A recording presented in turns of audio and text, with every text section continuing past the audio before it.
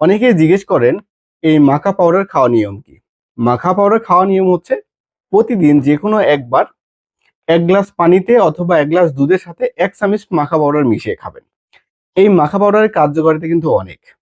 আজকে ডিটেইলস আলোচনা করব মাখা পাউডারের উপকারিতা কি, কি?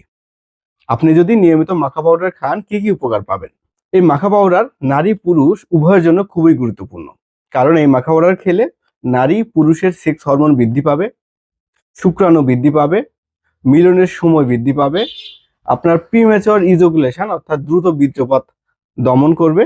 যাদের সেক্সুয়ালি কোনো প্রবলেম আছে এই মাখা পাউডার নিয়মিত সেবন করবেন, দেখবেন কতটা ফলাফল পান। এই মাখা পাউডার নারীদের ইস্ট্রোজেন এবং প্রোজেস্টেরন ব্যালেন্স ঠিক রাখে, যার কারণে মানসিক সকল ধরনের সমস্যা দূর করে। আপনার অবসাদ, ভালো না লাগা, ক্লান্তি লাগা, দুর্বল লাগা এরকম সমস্যা দূর করবে।